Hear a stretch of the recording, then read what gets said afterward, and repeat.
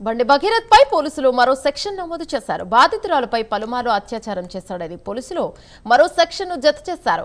ఈ విషయంలో నేరం రుజువైతే 10 ఏళ్ల పాటు జైలు శిక్ష లేదా జీవిత ఖైదు పడే అవకాశం ఉన్నట్లు తెలుస్తోంది. ఇక మరోవైపు పోక్సో కేసులో బండి భగీరథ్ స్నేహితులను కూడా పోలీసులు విచారించే అవకాశం ఉన్నట్లుగా సమాచారం. బాధితురాలపై అఘాయిత్యం జరిగిన సమయంలో అక్కడే ఉన్న భగీరథ్ స్నేహితులు ఘటన తర్వాత రాజీ కోసం ప్రయత్నించారని ఫిర్యాదులో 10 మంది పేర్లను బాధితురాలి తల్లి పేర్కొన్నట్టు తెలుస్తోంది. దీంతో మరిన్ని వివరాల కోసం భగీరథ్ స్నేహితులను సైతం పోలీసులు విచారించనున్నారు.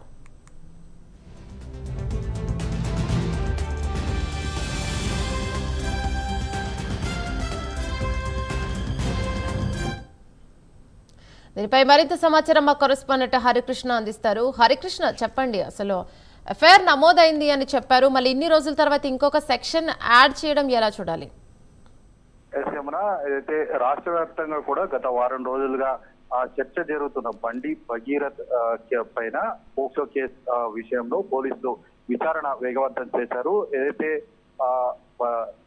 ఏదైతే బాధితురాలు తల్లి ఏదైతే వాంగ్మూలం ఇచ్చారో ఆ వాంగ్మూలం ద్వారా ఈ యొక్క ఏదైతే అత్యాచారం అఘాయిత్యం జరిగిన తర్వాత దాదాపుగా 10 మంది బండి భగీరథ్ స్నేహితులు ఈ యొక్క అంశం పైన రాజీ కుదిర్చాలని చెప్పేసి వారంతా కూడా ప్రయత్నం చేశారని చెప్పేసి బాధితురాలు తల్లి పేర్కొనడం జరిగింది. అయితే ఈ యొక్క బాధితురాలు తల్లి ఫిర్యాదు మేరకు పోలీసులు ఎవరైతే బండి భగీరథ్ స్నేహితులందరినీ కూడా పిలిచి విచారిస్తున్నారు. వీరంతా కూడా ఈ యొక్క అఘాయిత్యం జరిగినప్పుడు అక్కడే ఉన్నారని చెప్పేసి కూడా బాధితురాలు తల్లి పేర్కొన్న నేపథ్యంలో కూడా వారందరినీ కూడా విచారిస్తూ పోలీసులు అయితే విచారిస్తున్నారు. ఈ నేపథ్యంలోనే ఇంకొక సెక్షన్ బండి భగీరథ్ పైన మా బిఎన్ఎస్ 64 సెక్షన్ కూడా పోలీసులు నమోదు చేయడం జరిగింది. అయితే బాధితురాలపై పలుమార్లు అత్యాచారం చేశాడని చెప్పేసి ఈ యొక్క సెక్షన్ ని పోలీసులు అయితే జత చేయడం జరిగింది. నేరం రుజువు అయితే దాదాపుగా 10 ఏళ్ల వరకు కూడా ఖైదు ఈ యొక్క శిక్ష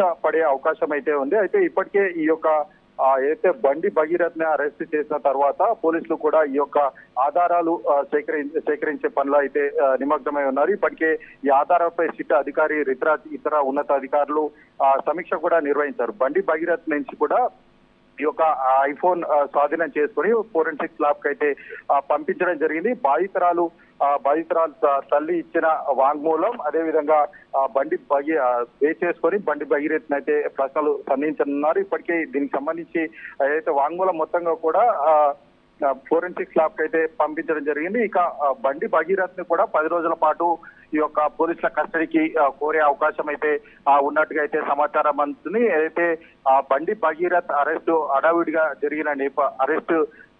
జరిగిన నేపథ్యంలో ఆయన నుంచి అవసరమైన వివరాలు సేకరించాలని చెప్పేసి కస్టడీలోకి తీసుకొని కీలక వివరాలు సేకరించే అవకాశం ఉందని చెప్పేసి కూడా పోలీసుల నుంచి అయితే సమాచారం అయితే అందుతుంది. బాధితురాలు ఫిర్యాదు మేరకు ఏవైతే ఆరోపణలు చేశారో ఆ యొక్క ప్రదేశాలకు మొత్తంగా కూడా నిందితులను తీసుకెళ్లి సీన్ రీకన్స్ట్రక్షన్ చేసే అవకాశం కూడా ఉన్నట్టు అయితే పోలీసులు అయితే తెలుపుతున్న పరిస్థితి అయితే ఉంది.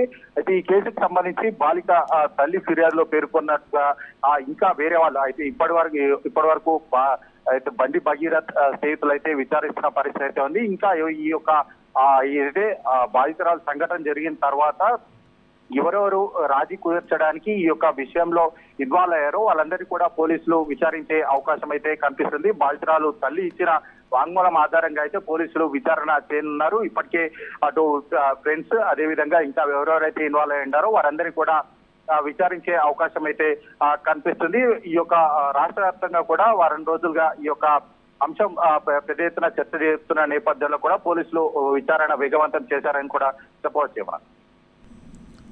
Right, thank you.